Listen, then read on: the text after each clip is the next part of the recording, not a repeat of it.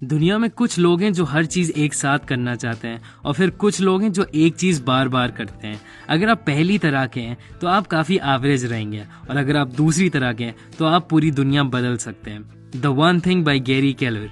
Bruce Lee ने कहा था कि मैं उस आदमी से नहीं डरता हूँ जिसके पास 1000 किक्स है, मैं उससे डरता हूँ जिसने एक किक 1000 टाइम्स प्रैक्टिस किया है।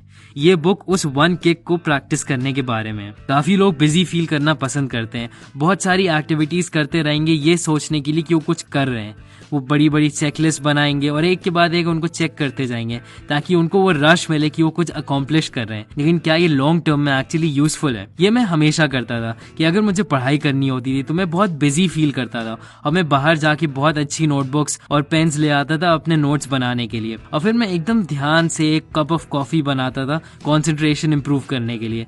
फिर मैं म्यूजिक ढूंढता था यूट्यूब पे पढ़ाई करने के लिए, और फिर 2 घंटे बाद जब मैं फाइनली बैठ जाता था पढ़ाई करने के लिए तो मैं बहुत अच्छा फील करता था कि मैं कितनी देर से कुछ कर रहा हूँ, लेकिन एक्चुअली में मैंने कुछ भी नहीं किया होता था। द वन थिंग इस बारे में कि आपको अपनी लाइफ में एक चीज आइडेंटिफाई करनी होगी और फिर उस पर बहुत ज्यादा मेहनत करनी होगी, और ये करने के लिए आप बस इस सेंटेंस को पूरा करिए।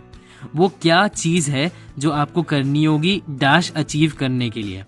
तो मान लीजिए कि अगर आप जॉब ढूंढ रहे हैं मार्केटिंग और सेल्स में, तो 100 नेटवर्किंग इवेंट्स में जाके अपने रिज्यूमे अजीब तरीके से बना के ऑनलाइन ढूंढ के और ये सारी अजीब अजीब एक्टिविटीज में बिजी करने से अच्छा है कि आप अपने आप से पूछिए कि वो एक चीज क्या है जो आपको करनी है और लोगों से अलग दिखने के लिए, और फिर आपको वही करना होगा। हाँ, हम लोगों को और चीज़ें तो करनी ही होती है लाइफ में। अगर आप जॉब के लिए अप्लाई करें तो आपको एक रेज्यूमे बनाना होगा, लोगों से बात करनी होंगी एट्सेट्रा, लेकिन ये सब उतनी इंपॉर्टेंट नहीं जितनी आपकी वन थिंग है। और ये एकदम परफेक्टली मैच करता है पेरेटो प्रिंसिपल से कि 80% रिजल्ट्स आपके 20% काम से आते हैं। लेकिन बात ये है कि जब आप अपने वन थिंग को बार बार करने लगेंगे तो फौरन तो रिजल्ट्स आ नहीं जाएंगे।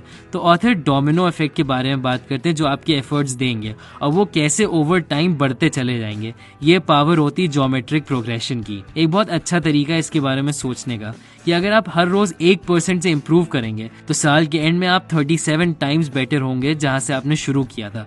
ये बहुत ज्यादा इंप्रूवमेंट होता है। काफी लोग ओवर एस्टिमेट करते हैं कि वो एक दिन में क्या कर सकते हैं और अंडर एस्टिमेट करते हैं कि वो एक साल में क्या कर सकते हैं। आपको बहुत ज्यादा हर रोज करने की जरूरत नहीं है, बस आपको अपने वन थिंग पे ही फोकस करना होगा।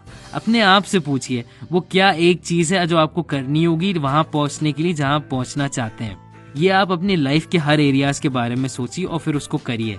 गैरी केलर ने 10,000 आवर प्रिंसिपल के बारे में बात की है। बेसिकली इसका मतलब ये है कि आपको 10,000 घंटे किसी चीज पे काम करना होगा उसमें एक मास्टर बनने के लिए।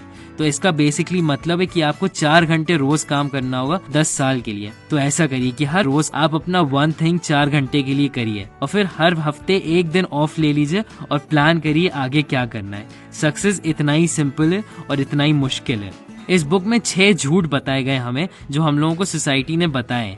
मैं जल्दी से इनके बारे में आपको बताऊंगा और आपको ये अपने माइंडसेट से हटा देना है। पहला है कि एवरीथिंग मैटर्स इक्वली। हर चीज की इक्वल इंपॉर्टेंस नहीं होती है, आपका वन थिंग सबसे ज्यादा इंपॉर्टेंट है।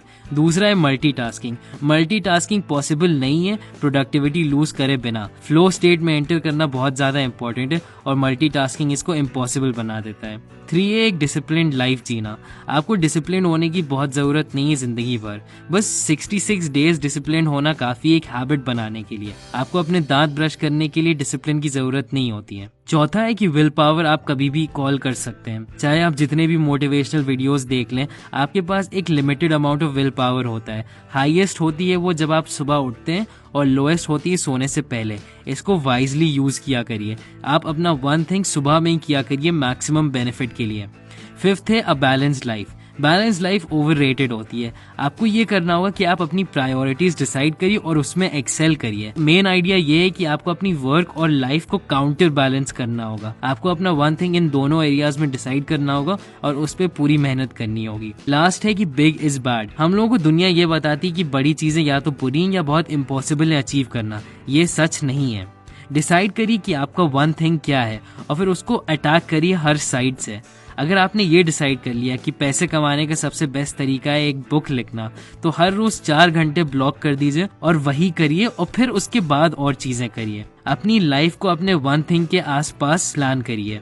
ये आपका वन किक है जिससे हर कोई आपसे डरेगा। अपने टाइम को वाइजली इन्वेस्ट करिए और बहुत मेहनत करिए। इस वीडियो के लिए बस इतना ही, और अगर आपने इस वीडियो से कुछ नया सीखा तो प्लीज़ लाइक बटन को क्लिक करिए और सब्सक्राइब करिएगा ऐसे ही वीडियोस और देखने के लिए। Thanks for watching.